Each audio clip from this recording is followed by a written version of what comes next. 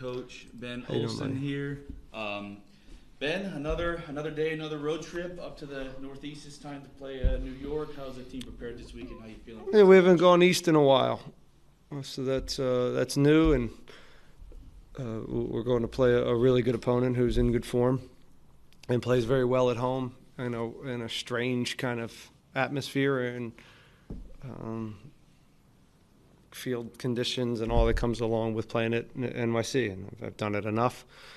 But it's always a funky place to play. But we'll give our guys a plan, and as you said, there's a lot of games coming, and it's good. We've talked about being resilient. We've also talked about everybody contributing. We've used 20 guys throughout this month. All have contributed in a good way, and I think the month has gone fairly well. And we're asking everybody, staff and players, to dial in for another two quick games before the break. So that's the. But it's going to take everybody to get through these next two games and have any sort of success. Thanks for that, Diego. We'll start with you. Good morning, Ben. Diego. Yankee Stadium is often noticed as one of the more narrow fields in MLS. Can you talk about how you and the coaching staff, if at all, take any consideration about playing in such a... Yeah, it's known that because it is. It's not, this isn't like urban legend.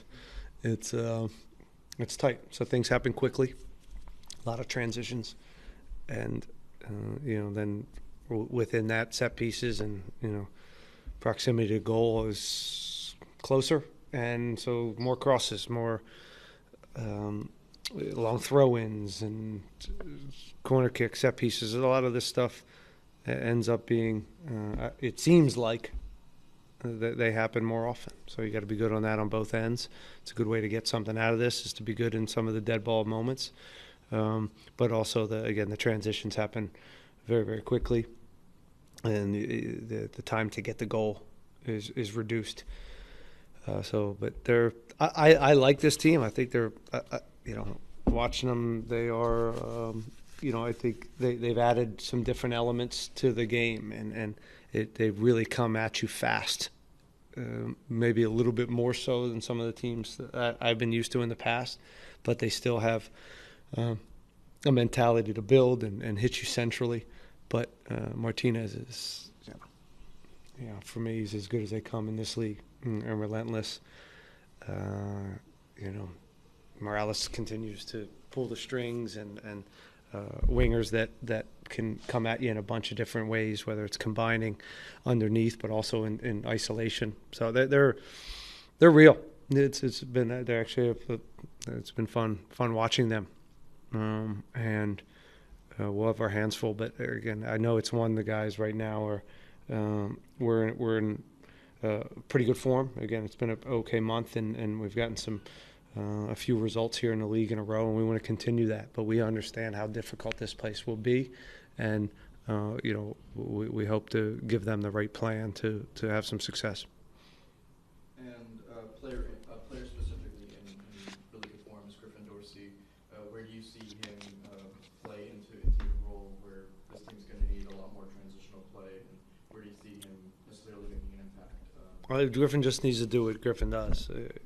He's in good form as far as product, final product, and goals and assists, and he's usually in good form as far as what he does up and down, and great lungs defensively. He's this unicorn player where he can get up and down and defend and attack. But really, what's going to separate him to the next level is production, goals and assists. In particular, the way we use him, essentially as a winger in the attack. Wingers need to score goals and have assists, and he's doing that. Thanks, Ben.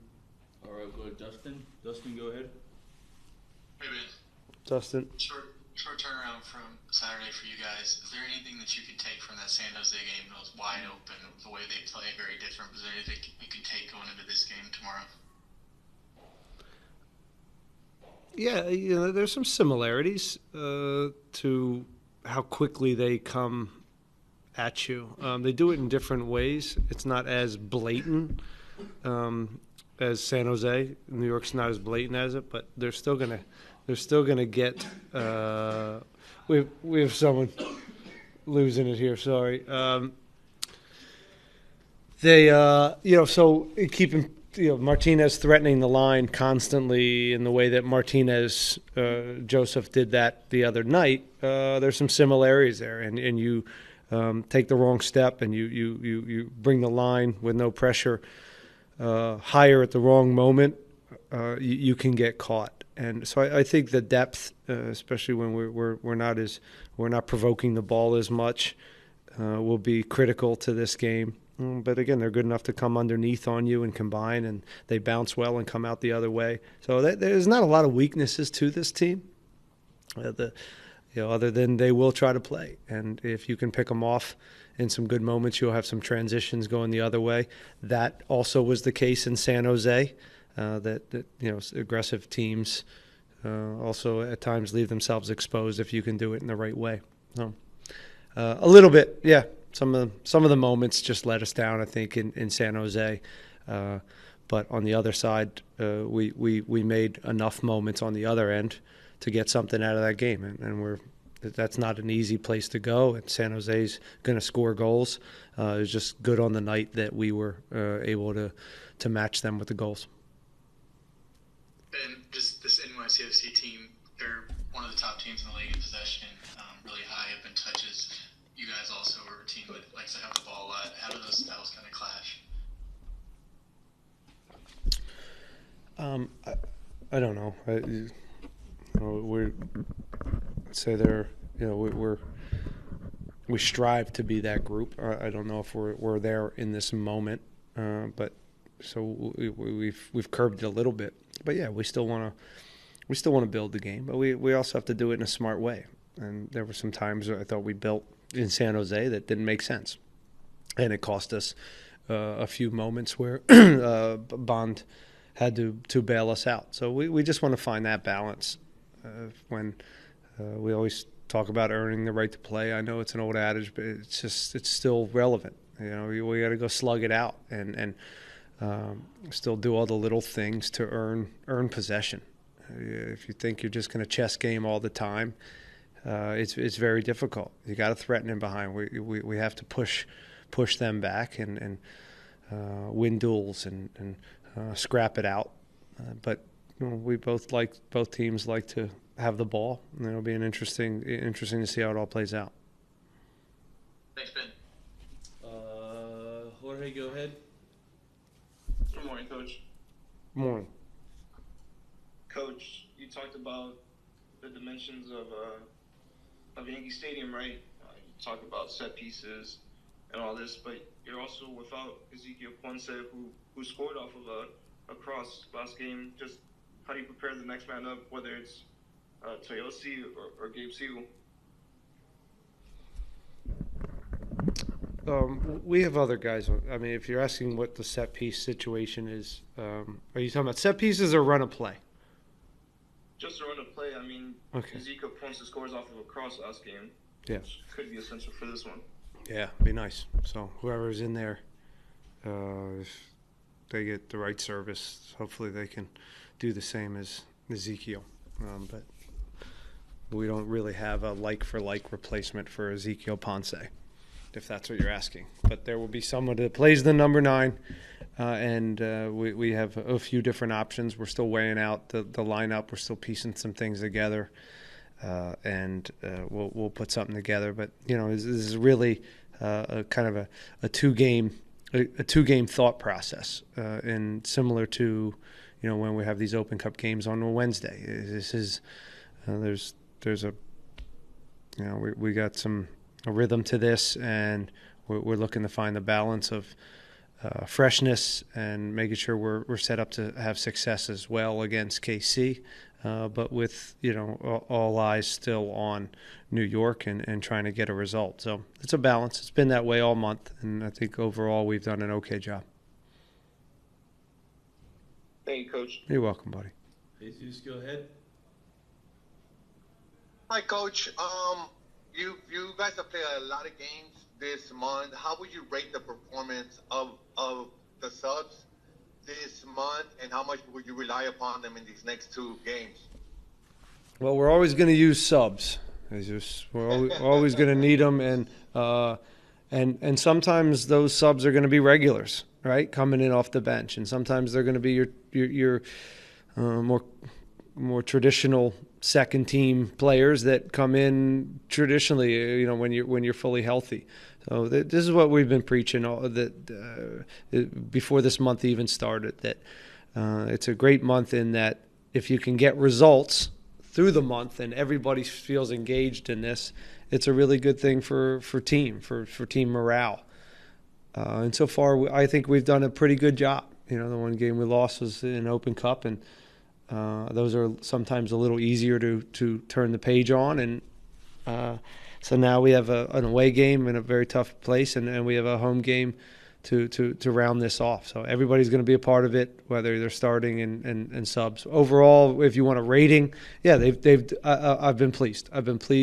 And the other thing I spoke about is we're also transitioning a bunch of new guys into this still. And you see it. Sometimes some of the partnerships are off, and you saw it in San Jose. Some of the box defending with Femi and Pablo. It wasn't, where we need it to be, but we need June to really do those reps and get these guys off. So it's not going to be perfect either. We're still tinkering and injuries, and the guys sometimes are playing that are unfamiliar with the guy next to him. Make it work. Figure it out.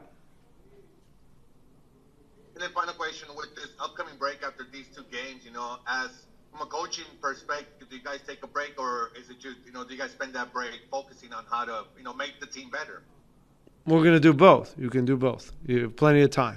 It would be nice to have some training sessions to, again, continue to incorporate some of these guys and get the principles hammered home, some of the ones that are not easy to just show film on. You have to get reps on the field, and we have to get back to a few of these things that in particular the new guys that don't fully know, and they've been thrown into these games and expected to know exactly what we're doing. So those are where we have a list on the board of things that we want to get to, but it's also important to get the hell away from each other and for them to not look at my face anymore and just not listen to me and the staff and get away. So we'll find the balance. Perfect. All right, guys. Ramon, go ahead. Hey, Coach, just one for me. The reason has already been mentioned. There's a lot of rotation with the squad. Lingard has played central, sometimes on the wing, on the side of the pitch. Where do you feel he's most effective as a game changer that he is?